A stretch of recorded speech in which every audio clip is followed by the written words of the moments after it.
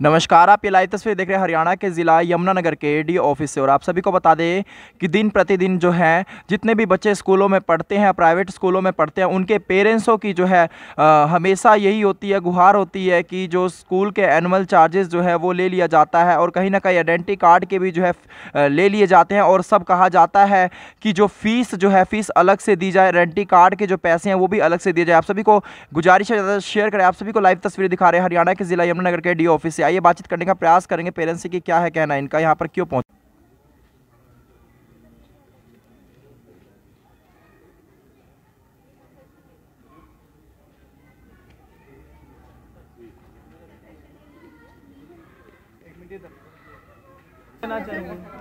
Sir नमस्कार।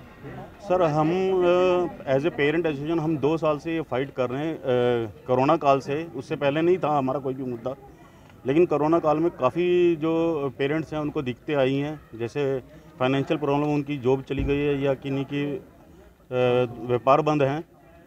तो school association जो है वहाँ पर पेरेंट एसोसिएशन के ख़िलाफ़ खड़ा है और उनको पर्सनली हरास कर रहा है सबको।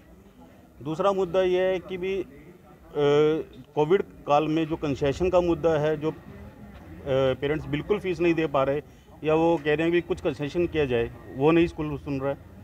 कुछ ऐसे परमानेंट चार्जेस हैं जो स्कूल हर 4 साल लेता है, जो कि एजुकेशन डिपार्टमेंट में हमारी बात हुई है, वो कहते हैं वो नहीं ले सकते। एनुअल चार्जेस, डेवलपमेंट चार्जेस, री एडमिशन चार्जेस, और जो फ्रेश एडमिशन पे लेते 30, 40, 50 हज़ार रुपये, वो एजुकेशन डिपार्टमेंट कह रहा है ये 50 हज़ार रुपये किस चीज़ के ले रहे हैं वो लोग। सिर्फ वो लोग वो फीस ले सकते हैं जो उन्होंने फॉर्म 6 में मेंशन की है। जो फॉर्म 6 में नहीं मेंशन किया वो नहीं ले सकते, वो चाहे वो एनुअल चार्जेस हैं या डेवलपमेंट चार्जेस या फिर फ्रेश एडमिशन पे 50 हज़ार रुपये लेते हैं, वो भी नहीं ले सकते वो।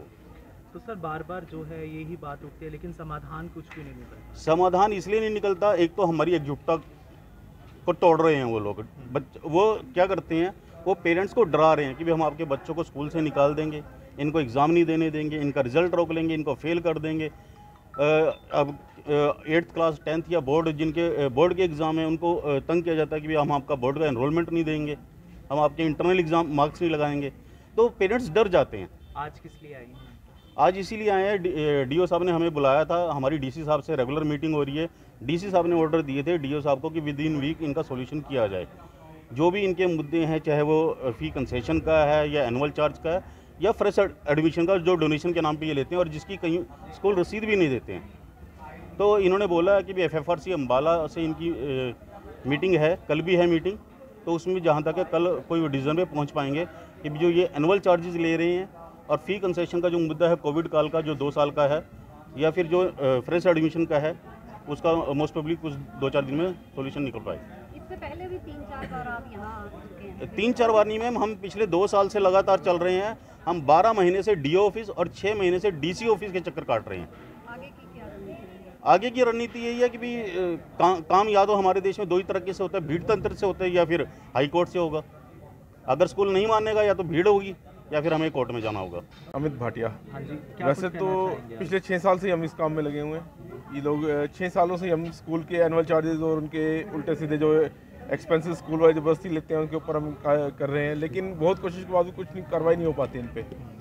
इवन हमारा लोवेस्ट डिपार्टमेंट जैसे डीओ ऑफिस जहाँ से ही चलते हैं, वहाँ भी हमने काफ़ी सालों में लगे हुए हैं। उसके अलावा FFRC है, कमिश्नर ऑफिस अम्बाला, वहाँ पर भी हमने एप्लीकेशंस दी हैं, डायरेक्टर ऑफिस में एप्लीकेशंस दी हैं, इवन हम सेक्रेटरीट में भी होकर आए हैं, लेकिन आज तक इन स्कूलों में कार्रवाई नहीं की गई। ये स्कूल एक बहुत बड़ी लॉबी है। इस लॉबिंग की वजह से सभी, मेरे ख्याल से डिपार्टमेंट्स भी घबराते हैं इनसे, और डिपार्टमेंट्स भी कोई कार्रवाई करने से पहले 20 बार सोचता है।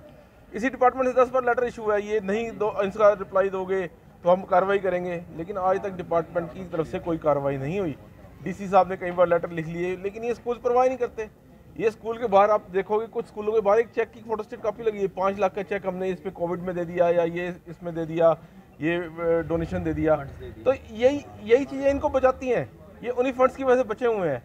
और अब आप देखिए, हमसे लिए जाते हैं फीस के, जो हमारी एडमिशन फीस है, स्टेप बाय स्टेप चलते हैं। एडमिशन फीस ली जाती है 40 से 45 हज़ार रुपये। हमारे जो बोर्ड है वो कहता है कि आप एडमिशन फीस 4 बार ले सकते हो, लिमिटेड। ये इतनी हैवी नहीं कि 40-45 हज़ार, 8-10 हज़ार रुपये एडमिशन फीस बनती है।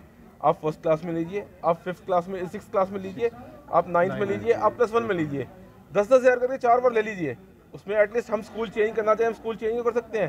50,000 देंगे, ये हमें धमकी देंगे, हम आपको स्कूल से निकाल देंगे, हम स्कूल चेंज नहीं कर सकते। 50,000 रुपये दे रखे हैं, दूसरे स्कूल में 50,000 कहाँ से देंगे? ये है। दूसरा चीज एनुअल चार्जेस के नाम पे रेगुलर एनुअल चार्जेस लिए जा रहे हैं, हर साल लिए जा रहे हैं, यहाँ पे लेटर्स दिए जाते हैं, कोई परवाह ही नहीं, कोई वो नहीं। कार्ड वगैरह के लिए भी फोकस किया सर आइडेंटिटी कार्ड, आप जबरदस्ती का एक्सपेंस बताता हूँ आपको। आज हमारा स्कूल मेला है, स्कूल फंक्शन है, ये पर्ची कटवा के लानी है आपने। अरे कौन बच्चा पर्ची कटवाने जाएगा? नर्सरी के जी के बच्चे पर्ची कटवाएंगे, पेरेंट्स जेब से पैसे देंगे, 200 रुपये की एक बुकलेट पकड़ाई जाती है, पर्ची कटवा के लाओ। इस तरह स्कूल की ये हिडन इनकम्स है। अब स्कूल से बच्चा छोड़ के गया, स्कूल की हर स्कूल के पास एक सिक्योरिटी डिपॉजिट होता है 1,000 रुपये, जब बच्चा छोड़ता है उसको रिफंड करनी होती है। 99% बच्चों को सिक्योरिटी रिफंड नहीं की जाती, क्योंकि लोगों को पता नहीं है और ना ही स्कूल द्वारा बताई जाती है। वो इनकम, वो भी स्कूल की इनकम है, वो कौन सी बैलेंस शीट में दिखाई गई है आज तक? स्कूल इनकम वो है डकैती की इनकम, जो इनकम है। स्कूलों की हैवी बैलेंस शीट्स हैं, मोटा इंटरेस्ट आ रहा है। अगर आपकी एक इंटरेस्ट इतना हैवी आ रहा है, आप फीस नहीं बढ़ा सकते, लेकिन आपने एक फॉर्म 6 में लिख दिया मैं फीस बढ़ा रहा हूँ, तो आप बढ़ा सकते हो। ऐसी क्या है वो है? शिक्षा मंत्री का बार जो है विरोध होता है इस चीज का, लेकिन फिर भी विभाग या सरकार की तरफ से कोई भी ठोस कदम नहीं उठाया जाता, तो क्या कोई मिलीभगत मानते हैं आप? मिलीभगत से ज़्यादा इच्छा शक्ति है, इच्छा शक्ति की कमी है। ये इस लॉबी से लड़ना नहीं चाहते, इन लॉबी के पास पैसा है जिससे ये और इनके ऊपर से कहीं से ऑर्डर्स ले आते हैं, जिसकी वजह से ये लोग इस चीज़ से बचना चाहते हैं, और कोई कुछ वो नहीं है। डीओ साहब बहुत अच्छे हैं, करना चाहते हैं, लेकिन प्रेशर कहीं ना कहीं से उनके ऊपर भी है। स्कूल मैनेजमेंट साफ साफ बोलते हैं कि भी हम ये डीओ ऑफिस से तो चिट्ठियाँ आती रहती हैं, हम परवाह नहीं करते, अगर हम इनकी चिट्ठियों को देखने लगे तो हम काम कैसे करेंगे। अब सिर्फ ये फीस का मुद्दा नहीं है, बुक्स हैं, हर साल बुक्स चेंज कर दी जाती हैं, उनकी अपनी पब्लिकेशन की बुक निकाली जाती है।